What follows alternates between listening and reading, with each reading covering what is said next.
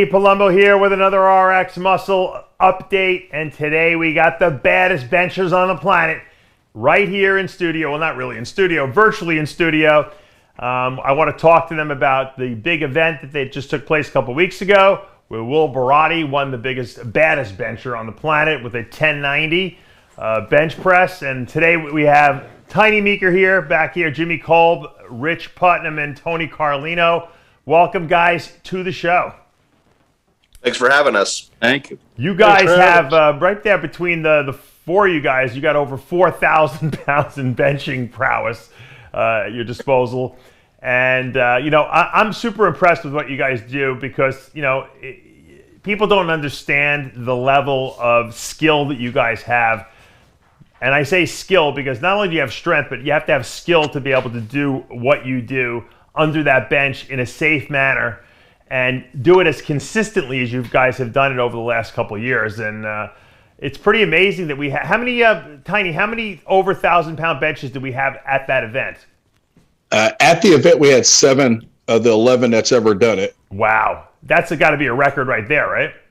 Absolutely. Most 1,000-pound bench attempts and 1,000-pound benchers in one event ever. That is amazing. That's amazing. Now, we're waiting for Will Barati, who is actually the bench press world record holder also, as well as the winner of that event. He's going to be joining us hopefully a little later. Give me kind of a summary of how the whole event went down and what you liked about it, or what you think could be better, because I know you want to do this again next year. And give us the highlights. I know, and if people want to watch the whole event, they can go to Texan, TEXAN live.com, and you can watch it. If you search the baddest bencher on the planet, you can watch the whole event live there. Well, I think for TV, you get the best of everything. You got 2 all-time bench press world records broken that day. The guy that has the all-time world record, he did a 1090, but still you had, the biggest attempts ever attempted that. Well, not the biggest attempts ever, but you had guys trying to break the all-time record. You actually had, unfortunately, injuries.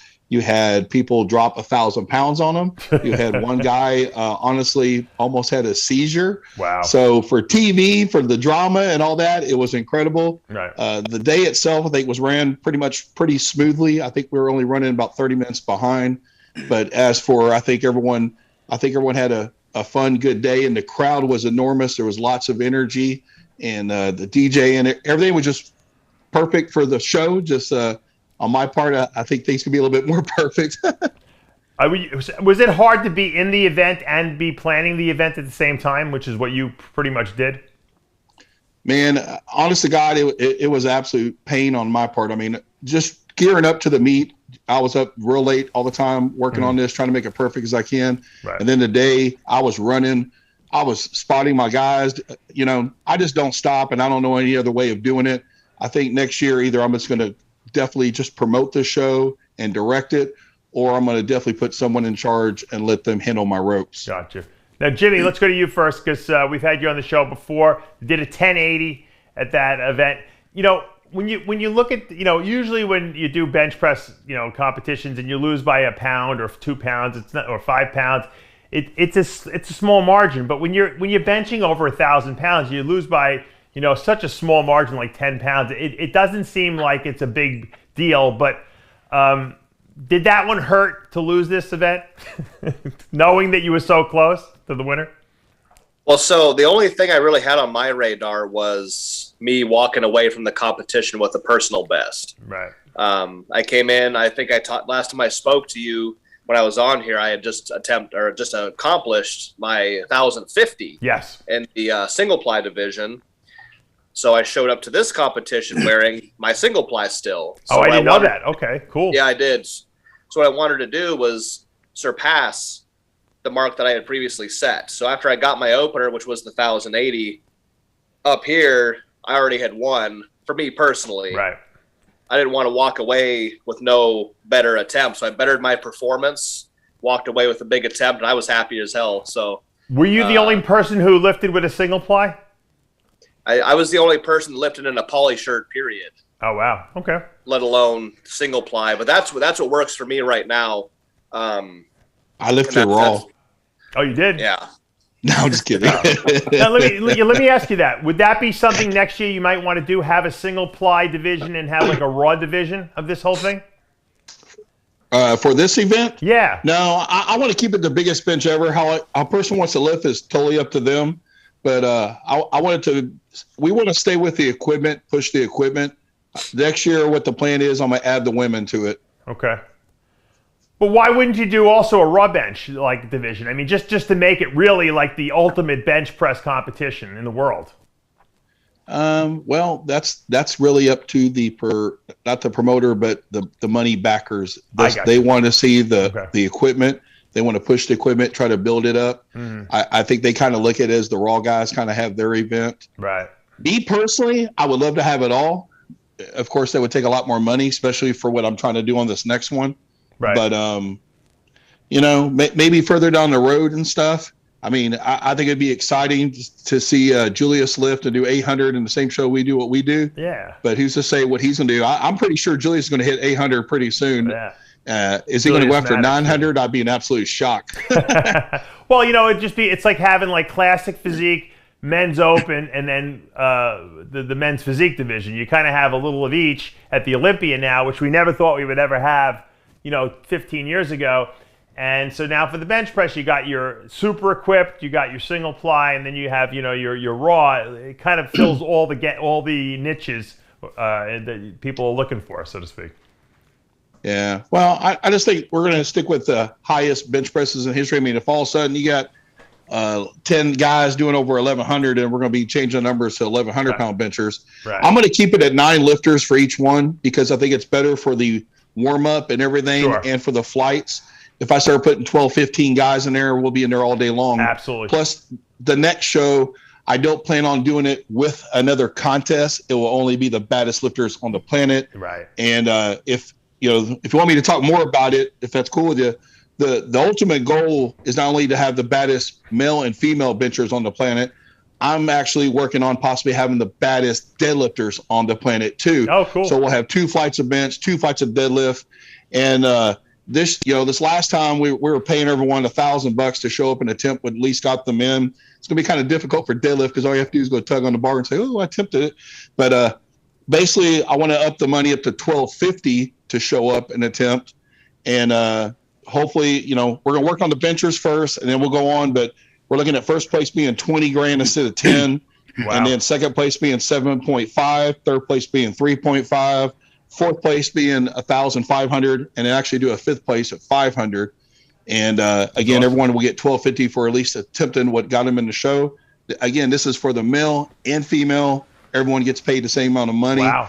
I'm going to take. It's going to be invitation only again, because that way we can kind of, you just never know some of these shows that go on. Yeah, you got to be invited. Yeah. I got you. But of course you got to earn it too. Sure. So no disrespect to Tony. Tony actually got in before he did his lift, but he still went and did a meet. And not only did he make the lift, but he actually got himself third highest ever in history. I was just going to ask Tony. I was going to go to it. Tony. I said, Tony, you missed winning this meet by 5 pounds. That had to hurt because you were so close.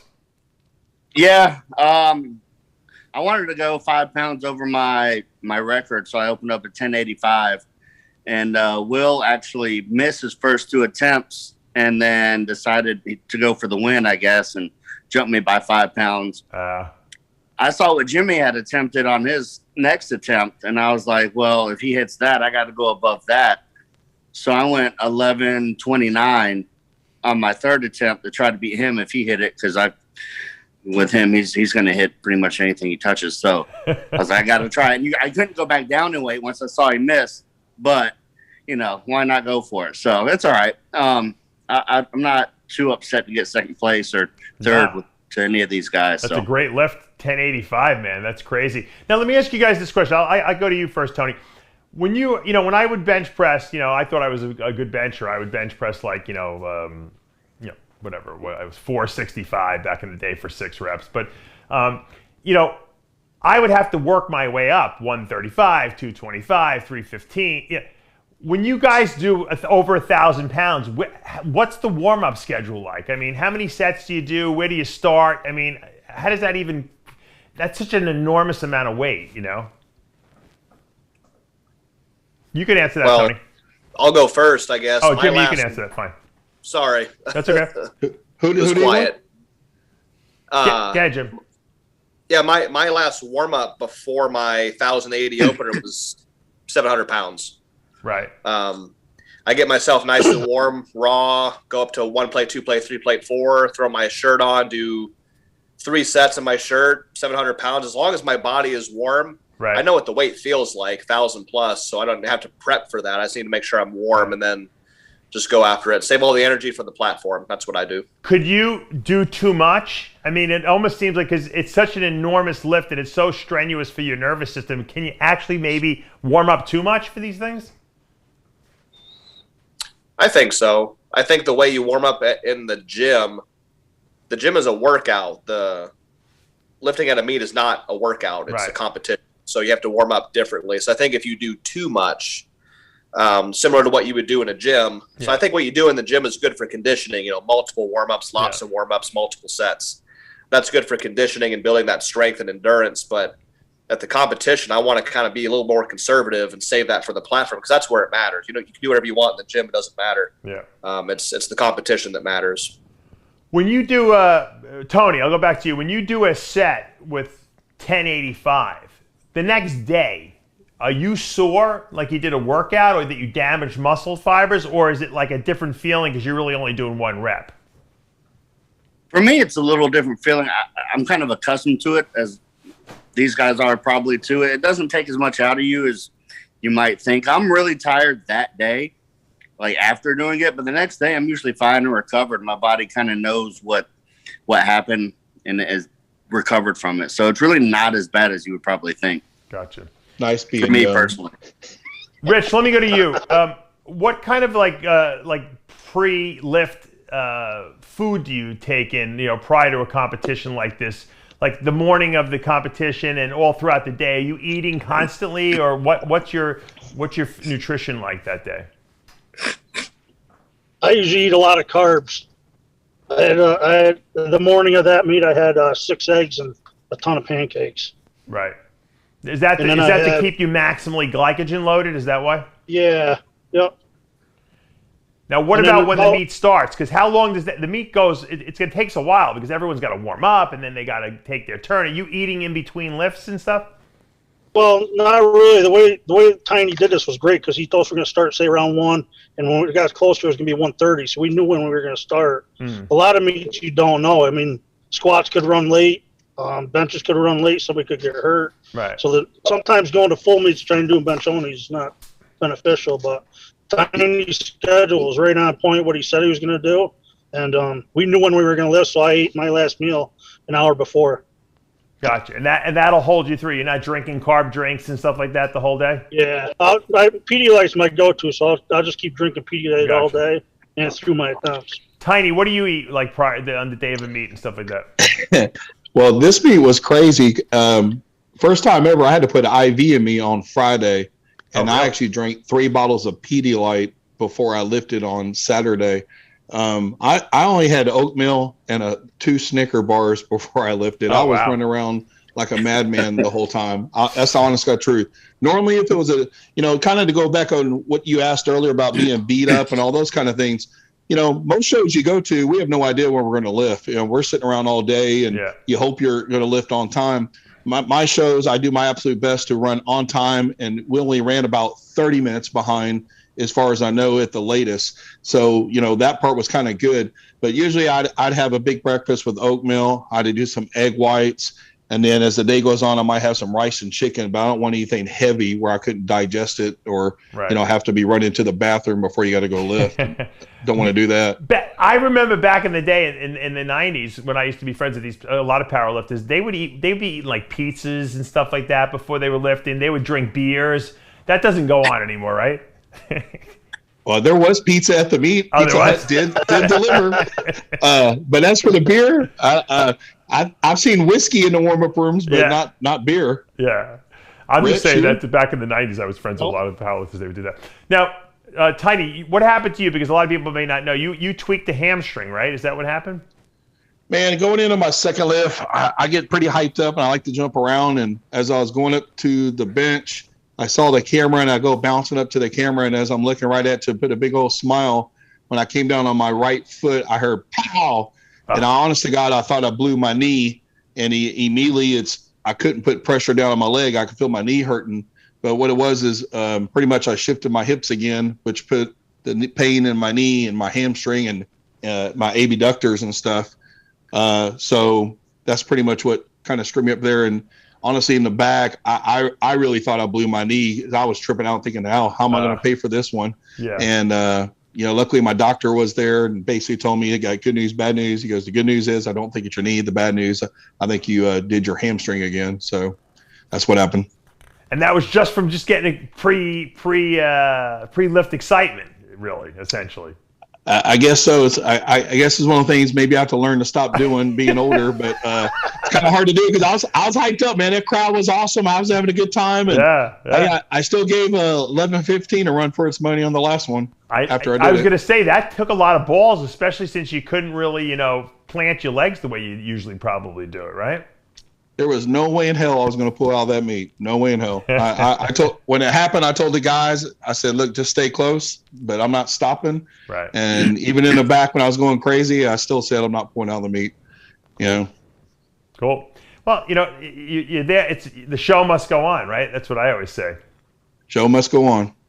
Why do you think it is? And I don't know where Will never joined us today, but why is Will Barodi such a good lifter? I mean, he obviously has the current world record. He won the meet. I mean, what makes him special in your mind? For me? Yeah. Why do you think he's such a good lifter? I think, honest to God, my opinion right now is he knows these new shirts. I'm still a beginner in them. Mm-hmm. I know Jimmy wears what he wears because he knows that shirt. Right. I pretty much had a 4 week to really 3 to 4 week crash course on trying to learn these new type of shirts. Gotcha. And the funny part is after the meet was over, I said, you know what? I know these shirts now. So hopefully when we show up and if we get my leg and hip right, whatever, and I show up at this next show coming up is it July, right, Rich? Is it right? July 18th. July 18th, we're going to go up to Rob Farrell's meet down in Pennsylvania. And, hopefully everything's tuned right. We'll see some more humongous benches being broken that day.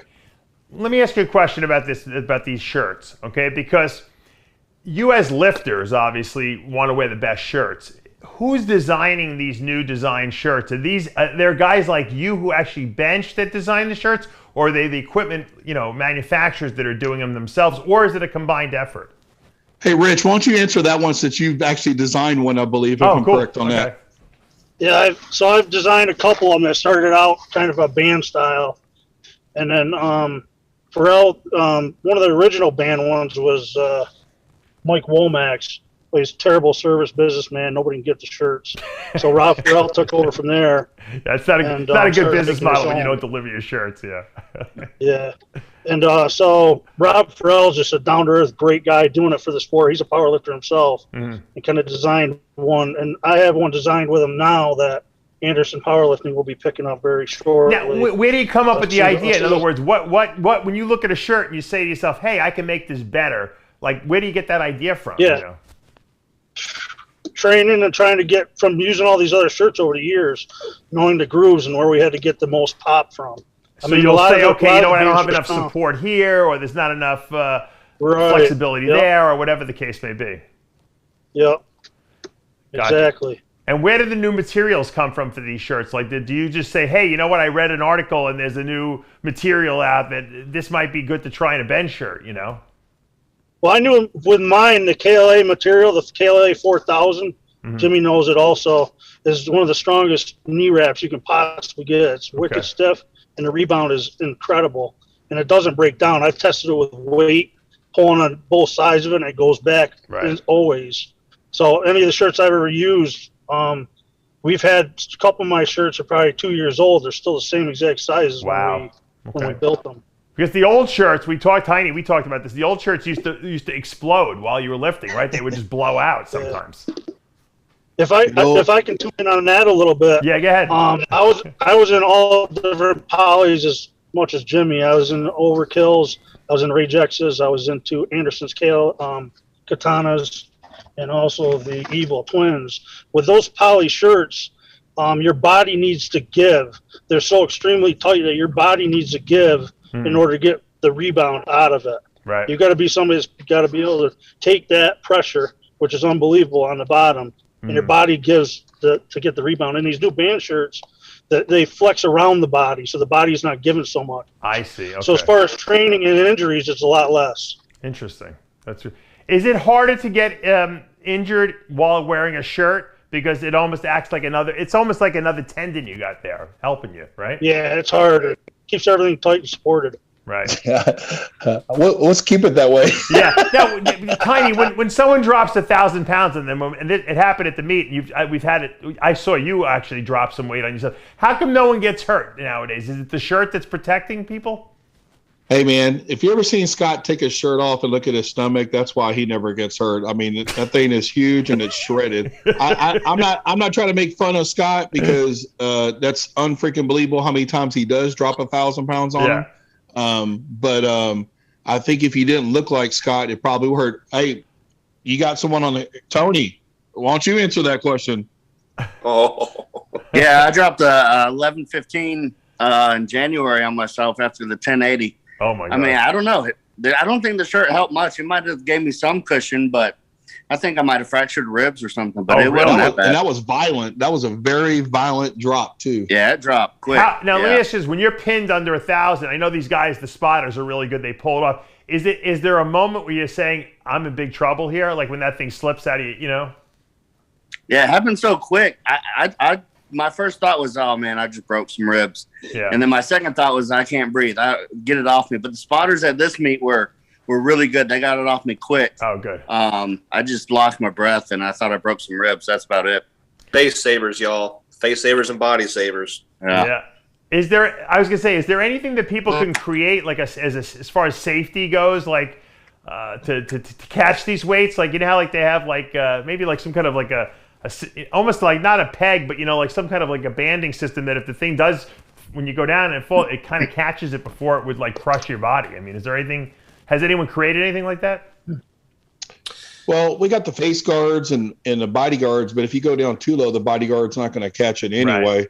And at some point, it's still going to have to hit your body at some point. It's if you cave in and flatten out, you know, maybe you're not going to get the massive hit of it. But I'm pretty sure, I think when Tony dropped his, it was past the bodyguards, right, Tony? I didn't have any bodyguards on mine. He didn't, for whatever reason, have any at the meet. So it just went straight through, pretty much through me. So I had nothing. Now, the reason I bring this up is I think, Tiny, it's important to mention to people who are watching this who think they're going to be the next bench press world record holders.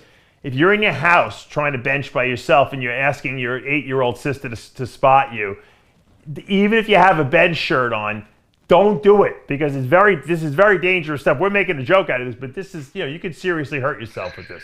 Dave, there's guys out there right now actually posting videos of them going 800 by themselves in a shirt, no spotters, no lift off person, nothing, which I think is just absolutely nuts. But hey, more power to them. I mean, there's no escape. I mean, if you're alone, I mean, you're gonna get crushed and you're gonna die. So, and like I said, your sister and your little brother's not lifting the weight off you. I'm sorry, it's not gonna happen with that much weight, you know. Yeah. Anyway, but all right. So now, what's the Tiny? What's the I guess I know what you're saying you want to do for next year. What's the date? Do you have an approximation time of year you might do this again?